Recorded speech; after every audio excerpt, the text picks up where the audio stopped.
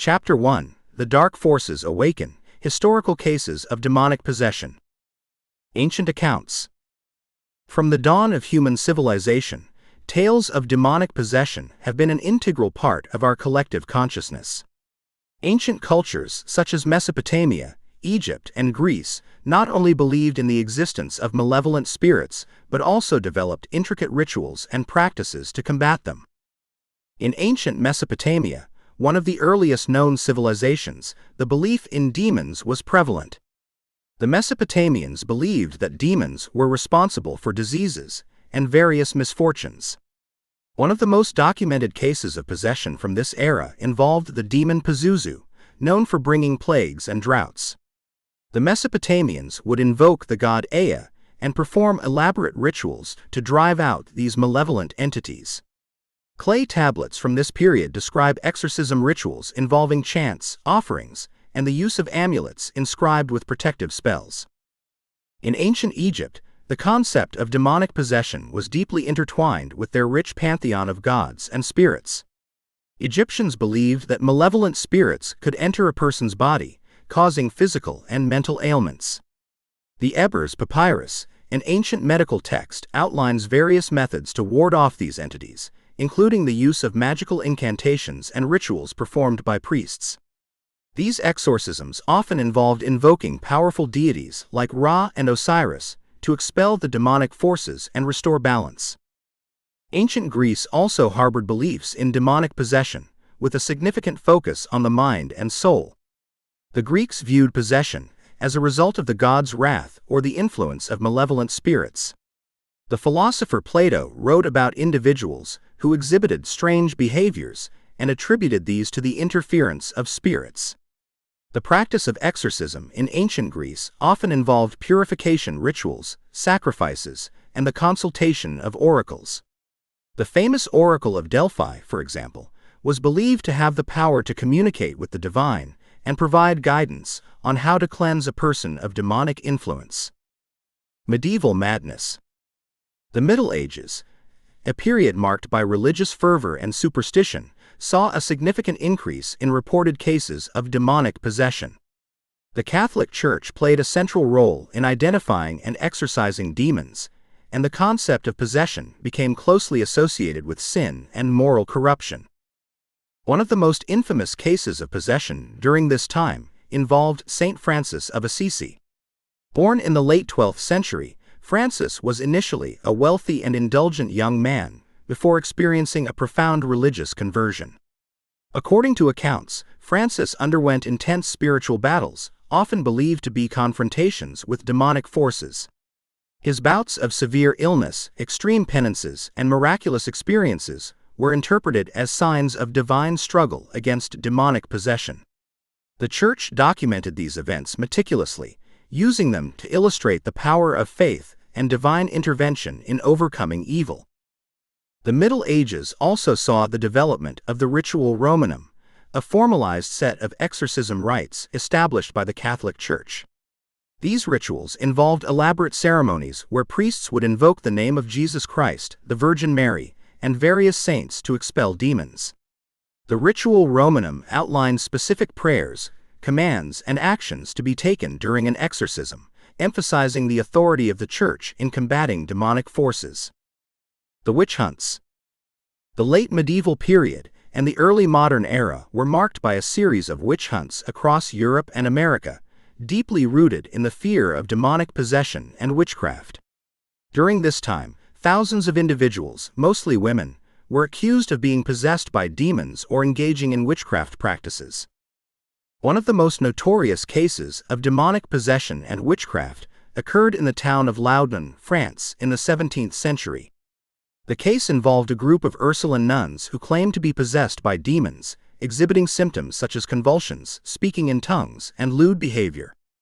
The local priest, Urbain Grandier, was accused of summoning the demons and was subsequently tortured and burned at the stake. The Loudun possessions became a sensational event, drawing attention across Europe and fueling the witch hunt hysteria. Similarly, the Salem witch trials in colonial Massachusetts in the late 17th century were driven by fears of demonic possession and witchcraft. The trials began when several young girls in Salem Village exhibited strange behaviors, which were attributed to possession by malevolent spirits. As hysteria spread, more than 200 people were accused of practicing witchcraft, with 20 individuals ultimately executed. The Salem witch trials highlighted the dangerous consequences of mass hysteria and the interplay between religious fervor and fear of the demonic. Throughout Europe, the Malleus Maleficarum, also known as the Hammer of Witches, served as a guide for identifying and prosecuting witches. Written by Heinrich Kramer and Jacob Sprenger in the late 15th century, this treatise detailed signs of demonic possession, methods of interrogation, and the legal procedures for trying suspected witches. The Malleus Maleficarum played a significant role in the widespread persecution of individuals accused of witchcraft, leading to countless deaths and societal upheaval.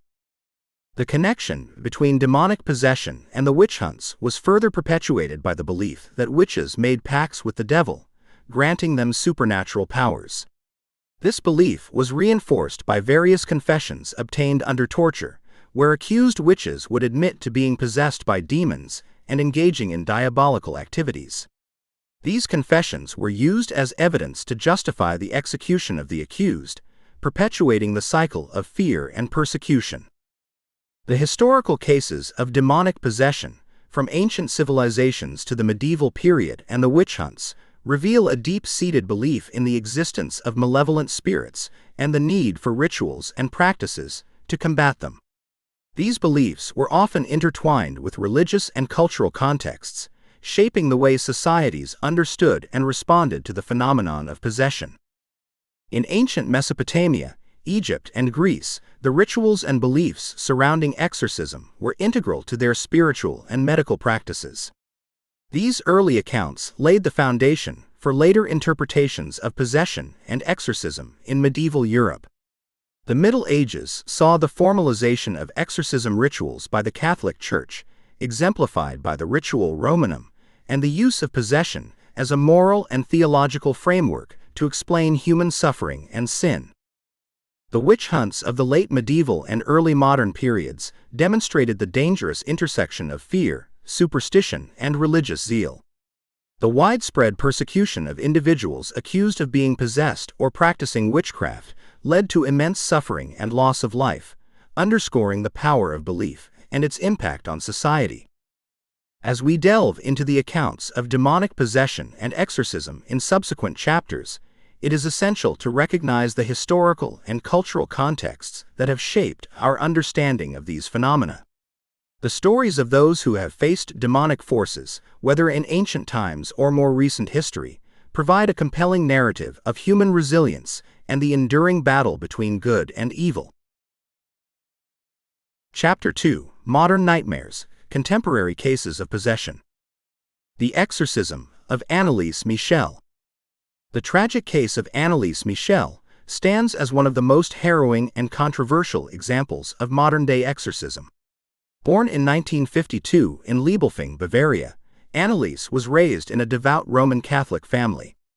Her life took a drastic turn in 1968 at the age of 16 when she experienced her first seizure. Diagnosed with temporal lobe epilepsy, Anneliese's condition soon manifested into something far more sinister. Anneliese began exhibiting disturbing symptoms beyond those of epilepsy. She experienced hallucinations, heard voices damning her to hell, and displayed an aversion to religious objects. Her behavior became increasingly erratic and violent. Despite extensive medical treatment, including powerful anti-seizure medications, her condition worsened. Anneliese and her deeply religious family became convinced that she was possessed by demonic forces. In 1975, after years of suffering, her parents sought the help of the Catholic Church. Two priests, Father Ernst Alt and Father Arnold Renz, were assigned to conduct an exorcism. Over the next 10 months, Anneliese underwent 67 exorcism sessions. During these sessions, she displayed extreme physical and vocal outbursts, claiming to be possessed by multiple demons, including Lucifer, Judas Iscariot, and Nero. The exorcisms were brutal and grueling, with Anneliese often refusing food and water, believing it would weaken the demons inside her.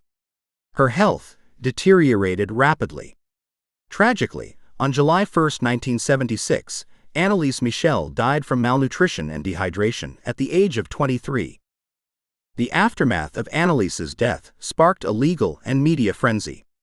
Her parents and the two priests were charged with negligent homicide. During the trial, medical experts argued that Anneliese's condition was psychological and neurological, exacerbated by her religious beliefs and the exorcism rituals. The defense maintained that Anneliese was genuinely possessed and that the exorcisms were necessary to save her soul. The court ultimately found the defendants guilty of manslaughter resulting from negligence and sentenced them to 6 months in prison, later suspended, and 3 years of probation. Anneliese's case had a profound impact on public perception. It highlighted the complex intersection of mental illness, religion, and the power of belief. The church faced significant scrutiny, leading to stricter guidelines on performing exorcisms. Anneliese Michel's story remains a powerful reminder of the potential dangers of religious fervor and the importance of considering medical explanations alongside spiritual ones. The Ammons haunting case. The 2011 Ammons haunting case, also known as the House of 200 Demons, is a chilling account of alleged demonic possession in Gary, Indiana. LaToya Ammons, her 3 children, and her mother, Rosa Campbell, moved into a modest rental home on Carolina Street, unaware of the horrors that awaited them. The family began experiencing strange occurrences almost immediately. Swarms of flies infested their porch in the dead of winter, and mysterious footsteps echoed through the house. Soon, the events escalated. The children were reportedly thrown by unseen forces, and LaToya claimed to have witnessed her youngest son levitate above his bed. The family sought help from their church, local clergy, and even contacted clairvoyants, who confirmed their worst fears, that their home was infested with over 200 demons. Desperate, the family reached out to the local authorities. The involvement of the Department of Child Services, DCS, and the police brought a new level of scrutiny. During a home visit by DCS, a caseworker and a nurse witnessed the youngest child gliding backward up a wall and flipping over his grandmother. This incident, along with other strange occurrences, convinced some officials of the supernatural nature of the case. Father Michael Maginot, a local Catholic priest, was enlisted to perform an exorcism.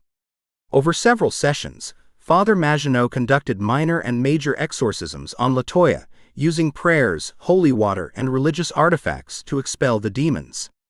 The family eventually moved out of the house, believing the exorcisms had been successful in freeing them from the demonic influence. The Ammons case garnered significant media attention, sparking debates about the validity of the family's claims. Skeptics argued that the events could be explained by psychological and environmental factors, including possible toxic mold in the house. However, the testimonies of credible witnesses, including police officers and social workers, lent an air of authenticity to the family's ordeal. In 2018, the house was purchased by Zach Baggins, a paranormal investigator and star of the television show Ghost Adventures. Baggins produced a documentary titled Demon House, further exploring the events and attempting to uncover the truth behind the haunting. The case remains one of the most documented and controversial instances of alleged demonic possession in recent history. The Smurl family. The Smurl family case is another compelling example of prolonged demonic harassment. Jack and Janet Smurl, along with their 4 daughters and Jack's parents, moved into a duplex in West Pittston, Pennsylvania in 1973. Over the next 15 years, the family experienced a relentless barrage of paranormal activity that would leave them physically and emotionally scarred. The haunting began with minor disturbances, strange sounds, foul odors, and unexplained cold spots. However, the activity soon escalated. The family reported witnessing shadowy figures, objects moving on their own, and violent physical assaults. Jack claimed to have been raped by a succubus, while Janet was reportedly thrown across the room by an unseen force. Desperate for relief, the Smurls sought help from their church, but their pleas were initially dismissed. In 1986, they turned to Ed and Lorraine Warren, renowned paranormal investigators, for assistance. The Warrens conducted multiple investigations and concluded that the Smurl home was under siege by a powerful demonic entity. According to the Warrens, the demon was a malevolent force intent on driving the family apart and causing harm. The Warrens performed several exorcisms and blessings, but the activity persisted. The Smurl story gained widespread media attention, culminating in a televised exorcism attempt broadcast in 1986. Despite these efforts, the family continued to experience disturbances until they moved out of the house in 1987. The Smurl case was met with both belief and skepticism. Some neighbors and skeptics accused the family of fabricating the story for financial gain, while others, including the Warrens, maintained that the Smurls were genuine victims of a demonic attack. The case was later adapted into a book titled The Haunted and a television movie of the same name, further cementing its place in the annals of paranormal history. Despite the controversy, the Smurl family case highlights the potential long-term effects of living under constant paranormal duress. The physical, emotional, and psychological toll on the family serves as a sobering reminder of the potential consequences of such experiences. Analysis and impact on public perception. The modern cases of demonic possession explored in this chapter underscore the enduring fascination and fear associated with the supernatural. These stories, while deeply disturbing, also reflect broader societal and cultural anxieties. The Exorcism of Anneliese Michel highlights the complex interplay between mental illness and religious belief. Her tragic death and the subsequent trial forced a re-evaluation of exorcism practices and the responsibilities of religious authorities. Anneliese's case serves as a cautionary tale about the dangers of extreme religious intervention without adequate medical consideration. The Ammons haunting case, with its involvement of social services and law enforcement, brought the issue of demonic possession into the realm of public policy and safety. The eyewitness accounts from credible professionals lent a degree of legitimacy to the family's claims, challenging the conventional boundaries between belief and skepticism. The Smurl family case, marked by prolonged suffering and media scrutiny, illustrates the potential for paranormal experiences to profoundly impact individuals and families.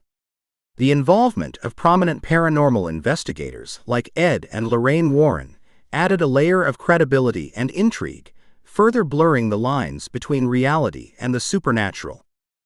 These contemporary cases have significantly shaped public perception of demonic possession. They highlight the importance of a balanced approach that considers both spiritual and psychological factors. While the existence of demonic possession remains a topic of debate, the experiences of those who have lived through these harrowing events cannot be easily dismissed. As we delve deeper into the realm of demonic possession and exorcism in this book, it is crucial to keep in mind the human element at the heart of these stories. The fear, suffering, and resilience of those affected by these phenomena offer a unique insight into the enduring battle between good and evil, faith and doubt, and the known and the unknown. Chapter 3: The Unseen Battle, Exorcism Rituals and Procedures. The Rite of Exorcism. The rite of exorcism, as outlined in the Ritual Romanum, is the Catholic Church's official procedure for expelling demonic entities from possessed individuals. This ritual, steeped in centuries of tradition, embodies the Church's response to the ancient and persistent belief in malevolent spiritual forces.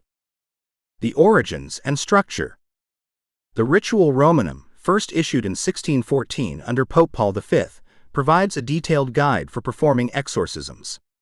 This comprehensive manual includes various rites and rituals, but the section on exorcism, known as De Exorcisandis Obsessus a Demonio, is particularly significant. The rite is designed to be performed by a priest, preferably an experienced exorcist appointed by the diocesan bishop. The preparatory steps. Before the exorcism begins, the exorcist must undergo thorough spiritual preparation. This includes confession, fasting, and prayer, ensuring that the priest is in a state of grace and spiritually fortified. The exorcist also needs to gather information about the possessed individual, such as their history, symptoms, and any spiritual or psychological issues that may be relevant. The Litany of the Saints.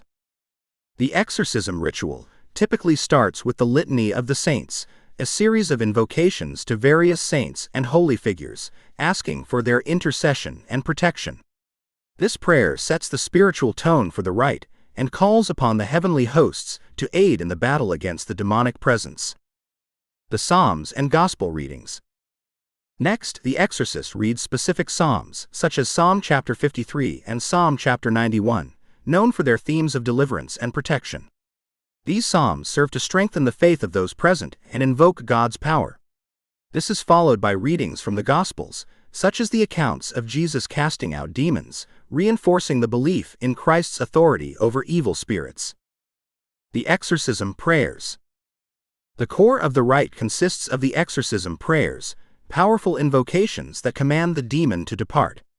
These prayers include Exorcism Prayer I. This prayer invokes the name of Jesus Christ, the Virgin Mary, and the saints, commanding the demon to leave the possessed person. The exorcist may repeat this prayer multiple times with increasing intensity. Exorcism Prayer II. This prayer calls upon God's power to bind and cast out the demon, emphasizing the authority given to the Church through Christ. It includes phrases like, "I cast you out, unclean spirit," and "Depart, seducer, full of lies and cunning." Exorcism Prayer III. This prayer involves a direct command to the demon, invoking the Holy Trinity and the Archangel Michael. It demands the demon to reveal its name and to leave the body of the possessed person immediately. The concluding rites. After the exorcism prayers, the rite concludes with prayers of thanksgiving, blessings, and the reading of a final gospel passage. The exorcist then performs a blessing with holy water, signifying the purification and sanctification of the individual and the surrounding space. Tools of the trade. Exorcists employ various tools, each holding deep spiritual significance and believed to be instrumental in combating demonic forces. These items are not mere symbols, but are considered vital weapons in the spiritual warfare against evil. Holy water. Holy water, blessed by a priest, is used extensively in exorcisms. It is a sacramental that symbolizes purification and divine protection. The exorcist sprinkles holy water on the possessed person, the surrounding area, and even themselves, invoking God's presence and warding off evil spirits. The use of holy water dates back to early Christian traditions and is based on the belief that water, sanctified by prayer, can cleanse both physical and spiritual impurities. Crucifixes. The crucifix, representing the crucifixion of Jesus Christ, is one of the most potent symbols in Christianity. During an exorcism, the exorcist holds or places a crucifix near the possessed person, using it to confront the demon with the power of Christ's sacrifice. The crucifix serves as a visual and spiritual reminder of Christ's victory over sin and death, compelling the demon to submit to divine authority. Relics. Relics, particularly those of saints known for their intercessory power, are often used in exorcisms. These can include items such as bones, clothing, or other objects associated with a saint. The presence of relics is believed to bring the saint's protective influence and enhance the efficacy of the exorcism. Saints like Saint Benedict, known for his association with exorcism and protection against evil, are frequently invoked. The stole. The stole is a liturgical vestment worn by priests, symbolizing their authority and the yoke of Christ. During an exorcism, the priest wears a purple stole, representing penance and spiritual authority. The stole is sometimes placed on the possessed person as part of the ritual, signifying the priest's role as an agent of God's power. The Bible. The Bible, particularly the Gospels, is a central tool in exorcisms. The exorcist reads specific passages to invoke God's word and Christ's authority over evil. These readings are not merely for recitation, but are believed to actively participate in the battle against the demonic presence. Exorcists at work. Exorcists, often seen as spiritual warriors, face immense challenges in their line of work. Their experiences provide valuable insights into the reality of demonic possession and the rigorous demands of performing exorcisms. Father Gabriele Amorth. Father Gabriele Amorth, perhaps the most renowned exorcist of the 20th century, served as the chief exorcist of Rome from 1985 until his death in 2016. He claimed to have performed tens of thousands of exorcisms during his lifetime. Father Amorth's approach to exorcism was both devout and practical. He emphasized the importance of discernment, often working with medical professionals to rule out psychological conditions before proceeding with an exorcism. In his book, An Exorcist Tells His Story, Father Amorth detailed numerous encounters with demonic entities. He described exorcisms where the possessed exhibited superhuman strength, spoke in languages they had never learned, and displayed an intense aversion to sacred objects. Despite these terrifying manifestations, Father Amorth remained steadfast in his faith, believing that Christ's power would ultimately prevail over any demonic force. Father José Antonio Fortea. Another prominent exorcist, Father José Antonio Fortea, from Spain, has written extensively on the subject, providing a theological and practical framework for understanding exorcism. Father Fortea's book, Interview with an Exorcist, offers a comprehensive overview of his experiences and the principles guiding his work. Father Fortea emphasizes the importance of prayer, humility, and the exorcist's spiritual readiness. He recounts cases where possessed individuals were freed after intense and prolonged exorcism sessions, highlighting the need for perseverance and unwavering faith. His writings also stress the significance of pastoral care, ensuring that the possessed and their families receive ongoing spiritual support. Father Malachi Martin. Father Malachi Martin, an Irish Jesuit priest and author, brought the topic of exorcism to the forefront with his book, Hostage to the Devil. Father Martin's accounts are both detailed and harrowing, providing a glimpse into the profound spiritual battles faced by exorcists. He described exorcisms as intense confrontations where the exorcist must be mentally, spiritually, and physically prepared to endure the assault of demonic forces. Father Martin's work underscores the belief that exorcism is not merely a ritual, but a deeply personal and spiritual struggle. His experiences reveal the profound impact of exorcism on both the possessed and the exorcist, often leaving both parties changed forever. Personal accounts and challenges. Exorcists often face significant challenges beyond the immediate demands of the exorcism ritual. These challenges include dealing with skepticism, the emotional and psychological toll of their work, and the need for continual spiritual fortification. Exorcists must navigate the fine line between faith and science, often collaborating with medical professionals to ensure that cases of possession are not misdiagnosed psychological conditions. This collaboration requires a deep understanding of both spiritual and medical perspectives, ensuring that individuals receive the most appropriate care. The emotional and psychological impact on exorcists can be profound. The intense nature of their work, often involving direct confrontations with what they believe to be pure evil, can lead to significant stress and fatigue. Many exorcists rely on prayer, meditation, and support from their religious communities to cope with these demands.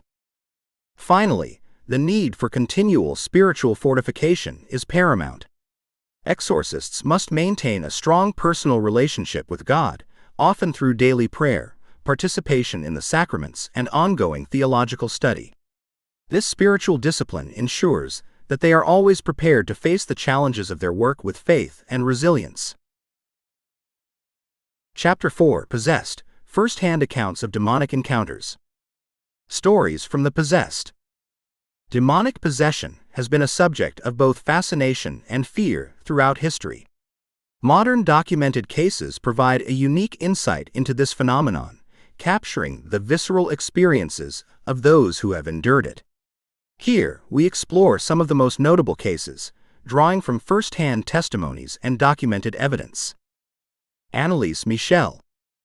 The case of Anneliese Michel, a German woman born in 1952, is one of the most well-documented and tragic instances of alleged demonic possession. Anneliese's story began in 1968 when she experienced her first seizure, later diagnosed as temporal lobe epilepsy. Despite medical treatment, her condition deteriorated, and she began to exhibit symptoms consistent with possession, including aversion to religious objects, speaking in tongues and claiming to hear voices. Annelise's parents, deeply religious, believed she was possessed and sought help from the Catholic Church. Over 10 months, Anneliese underwent 67 exorcism sessions performed by Fathers Arnold Renz and Ernst Alt.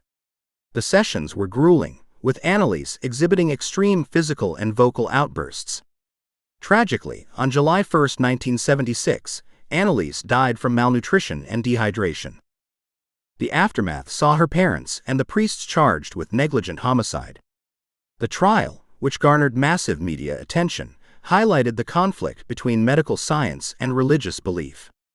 Anneliese's case has since become a touchstone for discussions about exorcism, mental health, and the intersection of faith and medicine. Roland Doe. Another famous case is that of Roland Doe, a pseudonym for a boy who underwent an exorcism in the late 1940s. This case inspired the novel and film The Exorcist. Roland, a 14-year-old from Maryland, began experiencing strange phenomena following the death of his aunt, a spiritualist, who introduced him to the Ouija board. Roland exhibited violent behavior, spoke in a guttural voice, and displayed superhuman strength. His family sought help from both medical professionals and clergy. After numerous failed attempts to diagnose and treat Roland, the family turned to the Catholic Church. Father William Bowdern, assisted by Father Walter Halloran, performed a series of exorcisms at a hospital in St. Louis. Throughout the exorcisms, Roland exhibited intense physical reactions, spoke in Latin, and had markings appear on his body. The ordeal culminated in a final session, where Roland allegedly broke free from the demonic influence. The case remains controversial, with some skeptics attributing Roland's symptoms to psychological factors, while others firmly believe in the authenticity of his possession. Family and friends' perspectives. The experiences of those possessed are only part of the story. Family and friends often bear witness to the transformations and suffer immense emotional and psychological strain. Their accounts provide a broader context for understanding the impact of possession. Anneliese Michel's family. Anneliese Michel's parents, Joseph and Anna Michel, were deeply affected by their daughter's condition. They described the initial confusion and helplessness as Anneliese's symptoms worsened despite medical intervention. As devout Catholics, they turned to their faith, believing that demonic possession was the only explanation. The exorcism sessions were grueling for the entire family. Joseph and Anna recounted the physical toll on Anneliese, who would perform hundreds of genuflections during the sessions, often collapsing from exhaustion. They also described the psychological strain, with their home becoming a battleground between perceived evil and their daughter's tortured soul. After Anneliese's death, the Michel family faced public scrutiny and legal consequences. They stood by their belief that their daughter was possessed, emphasizing their faith in the face of overwhelming tragedy. Roland Doe's relatives. Roland Doe's family also experienced significant turmoil. Roland's parents sought help from various sources, including medical professionals and religious leaders. They witnessed the bizarre and violent behavior that overtook their son, which left them both frightened and desperate for a solution. Father Halloran, who assisted in the exorcisms, later described the family's distress and their unwavering commitment to helping Roland. The family's willingness to endure a lengthy and dangerous series of exorcisms highlighted their belief in the supernatural nature of Roland's affliction. The first-hand accounts of demonic possession, presented in this chapter, offer a profound and often disturbing glimpse into the lives of those who have faced what they believe to be pure evil.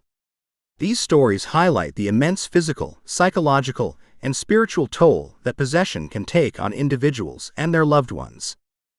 The perspectives of family and friends further underscore the ripple effects of possession, affecting relationships and daily life in profound ways. Their unwavering support and often desperate search for answers and relief reflect the deep bonds of love and faith that sustain them through these ordeals. Exorcists, tasked with confronting these malevolent forces, provide a unique and invaluable perspective. Their experiences and insights reveal the complexities and challenges of exorcism, blending faith, ritual, and often a deep sense of duty to protect and heal those afflicted. Through these narratives, we gain a deeper understanding of the enduring battle between good and evil, faith and doubt, and the known and the unknown. The stories of those who have lived through demonic possession serve as a testament to human resilience and the profound mysteries that continue to captivate and terrify us. Chapter 5: The Psychological Dimension, Distinguishing Between Mental Illness and Possession. Demonic possession and mental illness often present similar symptoms, making it challenging to distinguish between the two. Here, we explore the medical and psychological conditions that can mimic possession and examine how these conditions are diagnosed and treated. Several medical and psychological conditions can present symptoms that resemble those of demonic possession. These include epilepsy, particularly temporal lobe epilepsy, can cause seizures, altered states of consciousness, and even hallucinations, which may be interpreted as possession. During seizures, individuals might experience intense feelings of déjà vu, altered perceptions of time, and vivid hallucinations, which can appear supernatural to observers. Schizophrenia, characterized by delusions, auditory and visual hallucinations, and disorganized thinking, schizophrenia can lead individuals to believe they are possessed or to act in ways that suggest possession. Patients may hear voices or see visions, which they might interpret as demonic communication. Dissociative identity disorder, DID, previously known as multiple personality disorder, DID involves the presence of two or more distinct personality states. The sudden shifts in personality, accompanied by memory gaps, can be mistaken for demonic possession, especially when one personality exhibits behavior drastically different from the others. Psychosis, conditions such as bipolar disorder and severe depression can induce psychotic episodes marked by delusions and hallucinations that might be interpreted as demonic influence. In manic or depressive states, individuals might exhibit behaviors that seem otherworldly or possessed. Tourette syndrome, the involuntary vocalizations and physical tics associated with Tourette syndrome can be misinterpreted as signs of possession. Sudden outbursts of inappropriate words or sounds can appear inexplicable to those unfamiliar with the condition. Throughout history, many conditions now recognized as medical or psychological disorders were interpreted as demonic possession due to the lack of scientific understanding. For instance, epilepsy was often seen as a spiritual or supernatural affliction in many cultures. The dramatic and unpredictable nature of seizures could easily be construed as the work of malevolent forces. In the medieval period, mental illnesses were frequently viewed through a religious lens. Conditions like schizophrenia and DID were often seen as evidence of possession or witchcraft. The absence of medical knowledge led to the conflation of psychological disorders with spiritual disturbances. Distinguishing between demonic possession and psychological disorders is a complex task that requires careful consideration of various factors. This section discusses the challenges involved and provides insights from psychologists and psychiatrists who work at this intersection. One of the primary challenges in distinguishing between possession and mental illness is the subjective nature of many symptoms. Hallucinations, delusions, and altered states of consciousness are inherently personal experiences that can be difficult to objectively measure. Moreover, cultural and religious beliefs heavily influence how these symptoms are perceived and interpreted. For example, in a highly religious context, a person experiencing hallucinations might interpret them as messages from a demonic entity, whereas in a more secular context, the same symptoms might be attributed to a mental health condition. This cultural lens can significantly affect both the individual's understanding of their experience and the approach taken by those around them. Psychologists and psychiatrists play a crucial role in diagnosing and treating individuals who present with symptoms of possession. Their insights into the complexities of the human mind and behavior are invaluable in distinguishing between genuine mental health issues and possible supernatural phenomena. Dr. Richard Gallagher, a psychiatrist known for his work in distinguishing between possession and mental illness, emphasizes the importance of a thorough and multidisciplinary approach. He advocates for a combination of medical evaluation, psychological assessment, and, when appropriate, collaboration with religious professionals. Dr. Gallagher has encountered cases where, after extensive evaluation, he concluded that the symptoms could not be fully explained by known medical or psychological conditions, leaving room for the possibility of possession. In contrast, Dr. Tanya Marie Lerman, an anthropologist who studies the impact of cultural beliefs on mental health, highlights how deeply ingrained cultural and religious narratives can shape an individual's experiences. Her research demonstrates that in cultures where belief in possession is strong, individuals are more likely to interpret symptoms of mental illness as evidence of demonic influence. This underscores the need for culturally sensitive approaches to diagnosis and treatment. The power of belief cannot be underestimated in the context of demonic possession. Cultural and personal beliefs play a significant role in shaping the perception and experience of possession. In many cases, the line between mental illness and possession is blurred by the influence of these beliefs. In societies where belief in the supernatural is prevalent, individuals are more likely to interpret unusual behavior or psychological distress as signs of possession. This can have both positive and negative effects. On one hand, belief in possession can provide a framework for understanding and coping with distressing experiences. On the other hand, it can lead to stigmatization and prevent individuals from seeking appropriate medical or psychological help. For example, in parts of Africa and Asia, belief in spirits and possession is deeply ingrained in the culture. When individuals exhibit symptoms of mental illness, they and their families may turn to traditional healers or religious leaders for help, rather than seeking medical treatment. While these traditional practices can offer comfort and community support, they may also delay or complicate the diagnosis and treatment of underlying medical conditions. In Western societies, where secular and scientific perspectives are more dominant, the interpretation of symptoms as possession is less common. However, individuals with strong religious beliefs may still perceive their experiences through a spiritual lens. For instance, members of certain Christian denominations may view symptoms of mental illness as evidence of spiritual warfare, leading them to seek exorcism or spiritual counseling. The case of LaToya Ammons and her family in Gary, Indiana, illustrates the powerful interplay between belief and perception. The family claimed to experience a range of supernatural phenomena, including possession. Their case attracted significant media attention and involved multiple agencies, including medical professionals, social workers, and religious leaders. While some experts attributed the family's experiences to psychological and environmental factors, the Ammons family and many in their community firmly believed in the presence of demonic forces.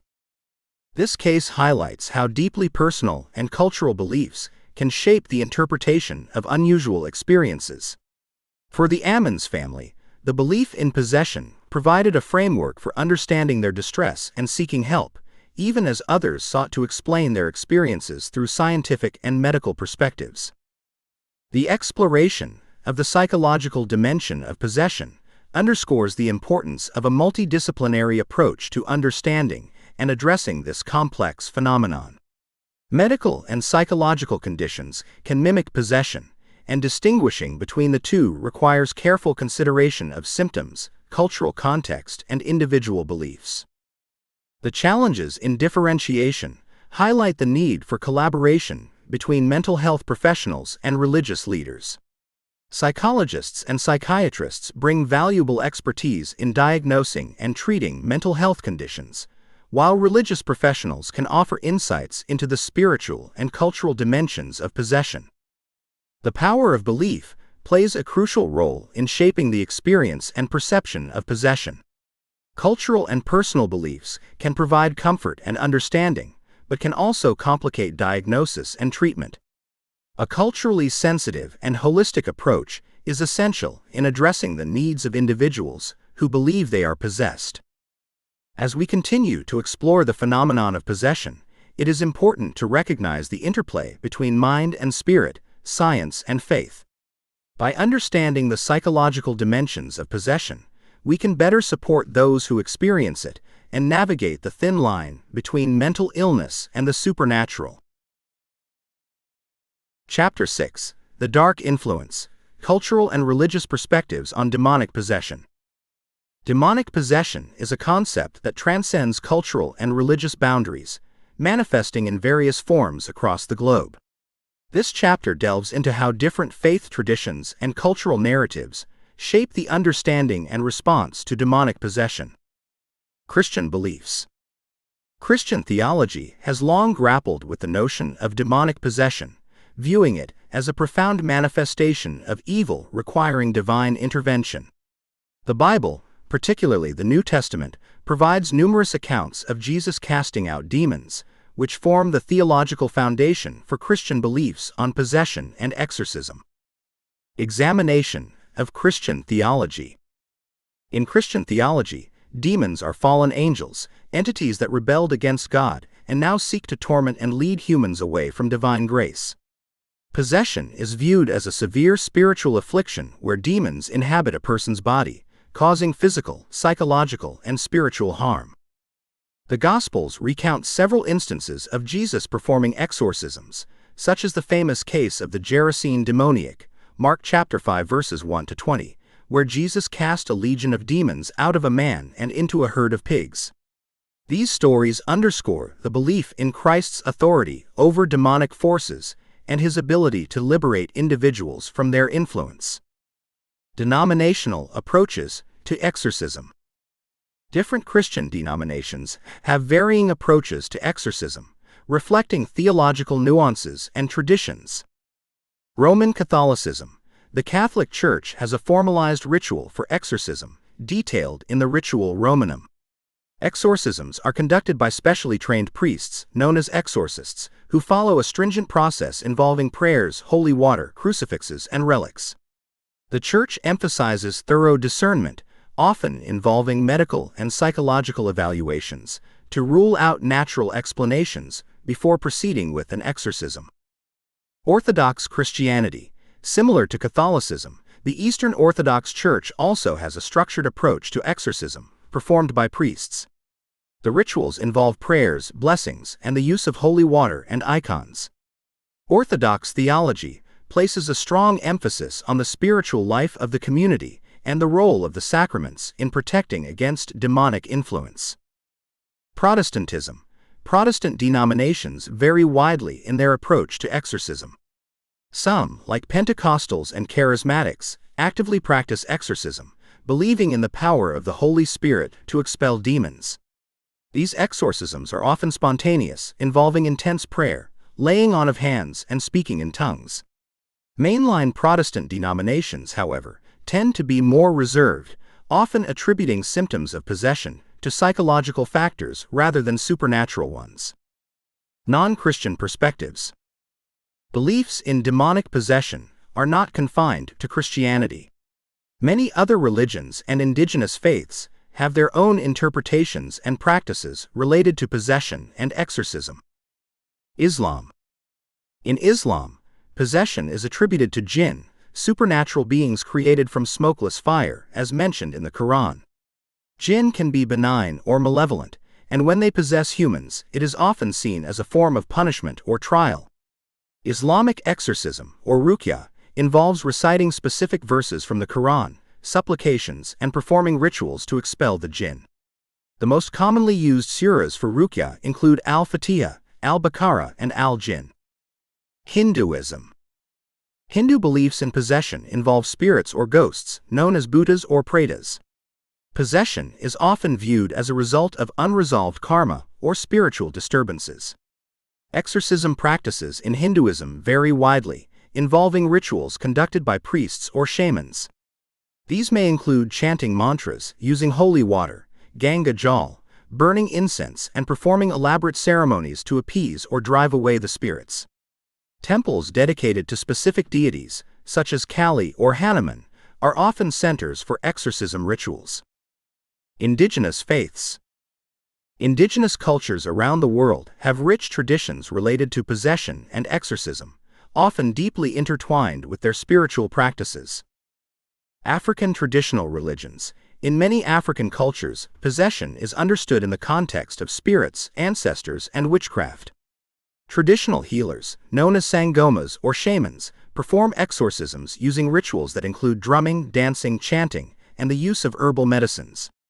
These rituals aim to restore harmony between the individual and the spiritual world. Native American traditions. Possession and exorcism in Native American traditions are closely linked to shamanistic practices. Shamans, or medicine men, enter trance states to communicate with spirits and perform rituals to heal those believed to be possessed.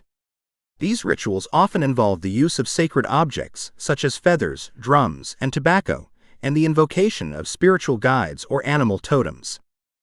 Pop culture and media. The portrayal of possession in movies, books, and television has significantly shaped public perception and understanding of this phenomenon. Pop culture often dramatizes and sensationalizes possession, influencing how it is viewed in contemporary society. Movies.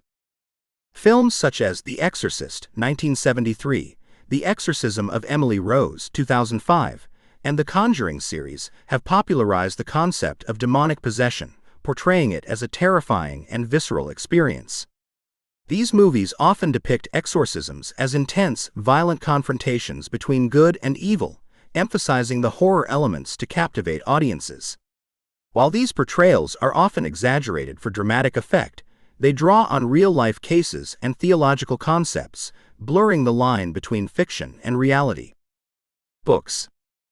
Literature has also played a crucial role in shaping the narrative around possession.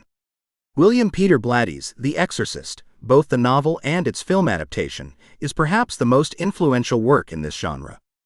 Books like Hostage to the Devil by Malachi Martin provide detailed accounts of exorcisms, blending theological insights with chilling stories of demonic encounters. These books offer readers a deep dive into the complexities of possession and exorcism, often from a religious perspective. Television. Television shows such as Supernatural, American Horror Story, and The Haunting of Hill House incorporate possession into their storylines, further entrenching it in popular culture. These shows often explore possession from various angles, including psychological, spiritual, and supernatural perspectives, reflecting the diverse ways in which society grapples with this phenomenon. Impact on public perception. The media's portrayal of possession has a profound impact on public perception. While it can raise awareness and spark interest in the subject, it also has the potential to spread misinformation and perpetuate stereotypes. The dramatic and often sensationalized depictions can lead to a heightened sense of fear and misunderstanding, overshadowing the more nuanced realities of possession and exorcism.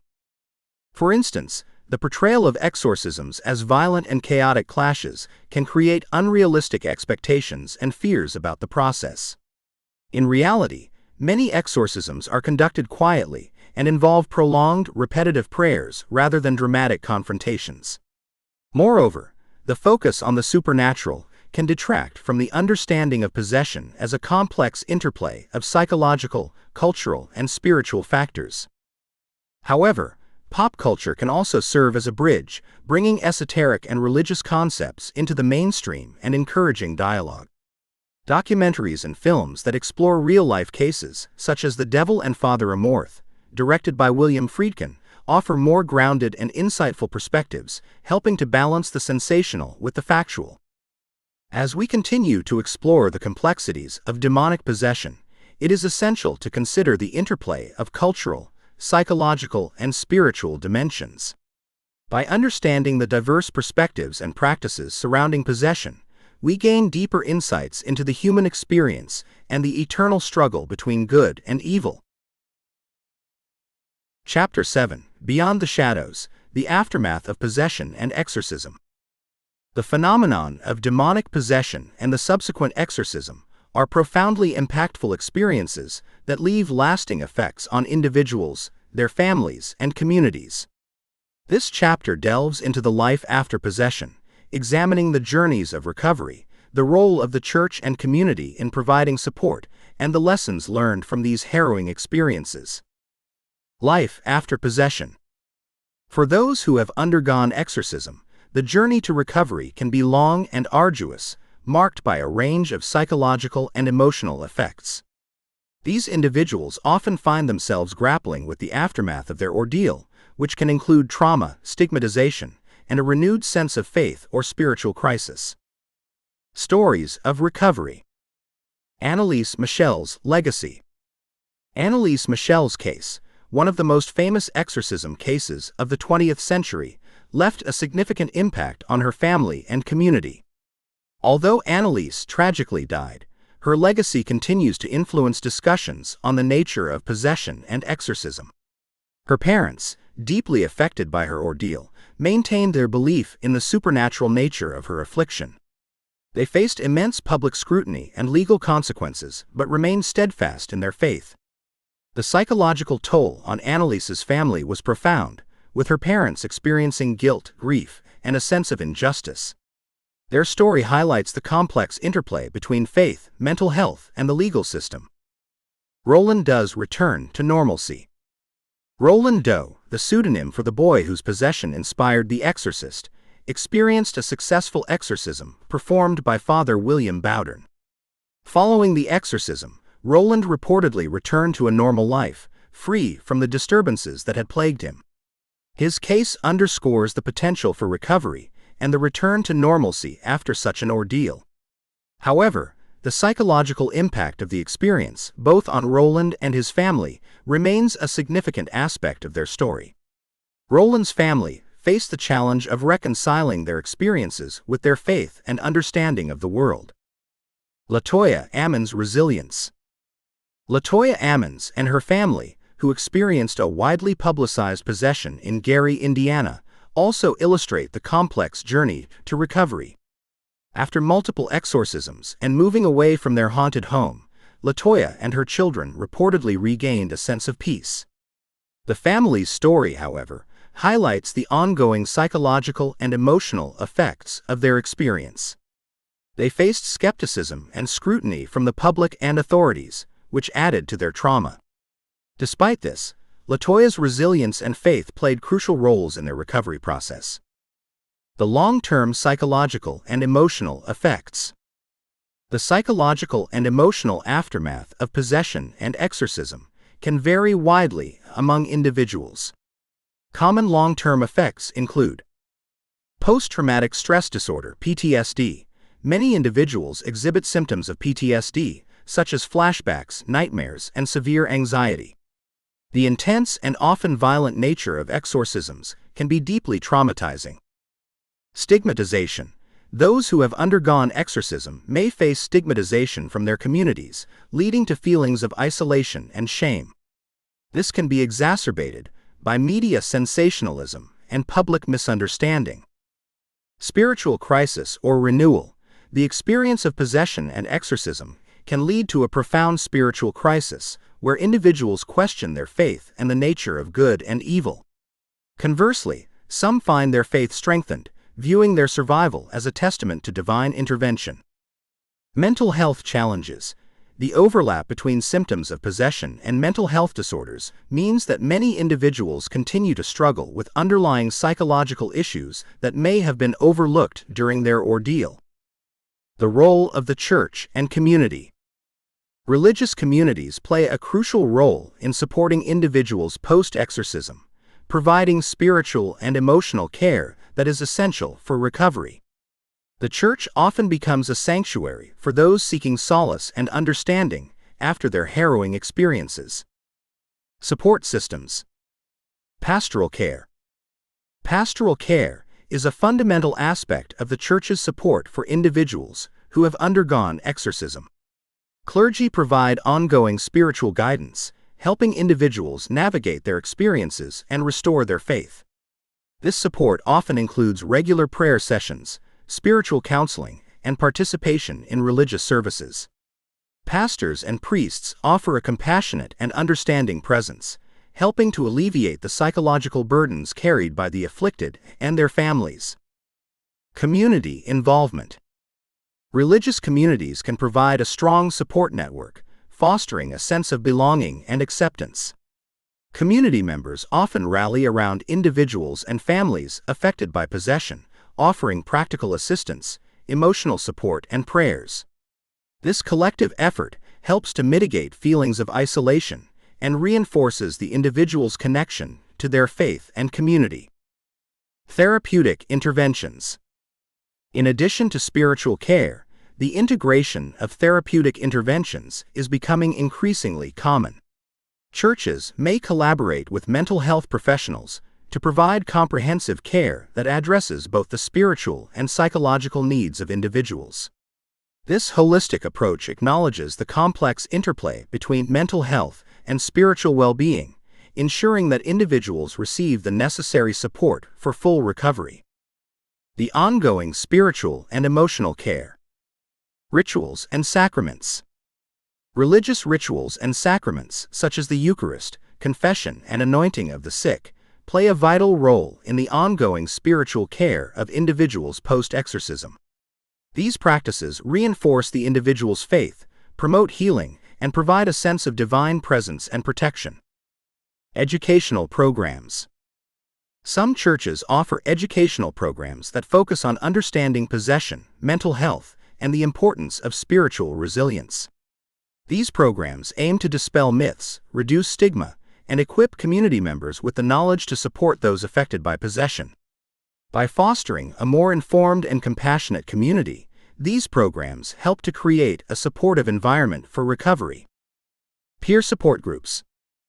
Peer support groups, facilitated by the church or associated organizations, provide a safe space for individuals to share their experiences and connect with others who have undergone similar ordeals. These groups offer mutual support, validation, and practical advice, helping participants to feel understood and less alone in their journey. Lessons learned. The cases of demonic possession and exorcism teach us valuable lessons about the nature of evil, human resilience, and the importance of understanding and compassion. Reflections on the nature of evil. Possession cases often bring to light profound questions about the nature of evil and its manifestation in the world. These experiences challenge individuals and communities to confront the reality of malevolent forces and the power of faith and divine intervention. The stories of those who have faced possession highlight the ongoing battle between good and evil, emphasizing the need for vigilance, faith, and moral integrity. Human resilience. The resilience shown by individuals who have endured possession and exorcism is a testament to the strength of the human spirit. Despite the profound trauma and challenges they face, many emerge with renewed faith, inner strength, and a deeper understanding of themselves and their beliefs. Their journeys of recovery demonstrate the capacity for healing and growth, even after the most harrowing experiences. The importance of understanding and compassion. Understanding and compassion are crucial in dealing with cases of possession. Recognizing the complex interplay between spiritual and psychological factors is essential for providing effective support and care. Approaching these cases with empathy and an open mind helps to reduce stigma, promote healing, and foster a more supportive community. Interdisciplinary collaboration. The integration of spiritual care with medical and psychological support highlights the importance of interdisciplinary collaboration. By working together, religious and mental health professionals can offer comprehensive care that addresses all aspects of an individual's well-being. This collaborative approach ensures that individuals receive the best possible support for their recovery. Education and awareness. Educating communities about the realities of possession and exorcism, as well as the underlying psychological and spiritual factors, is essential for reducing fear and misunderstanding. Awareness programs can help to dispel myths, promote acceptance, and encourage individuals to seek appropriate help and support. The aftermath of possession and exorcism is a journey marked by profound challenges and opportunities for growth. The stories of those who have been exorcised reveal the long-term psychological and emotional effects, highlighting the need for ongoing support and care. Religious communities play a vital role in providing spiritual and emotional support, fostering a sense of belonging and resilience. The integration of spiritual and therapeutic care ensures that individuals receive comprehensive support for their recovery. The lessons learned from these cases underscore the importance of understanding, compassion, and interdisciplinary collaboration. By approaching possession with empathy and an open mind, we can better support those affected and promote healing and resilience in the face of profound adversity. Through education and awareness, we can create more informed and compassionate communities, capable of providing the support needed to navigate the complex aftermath of possession and exorcism.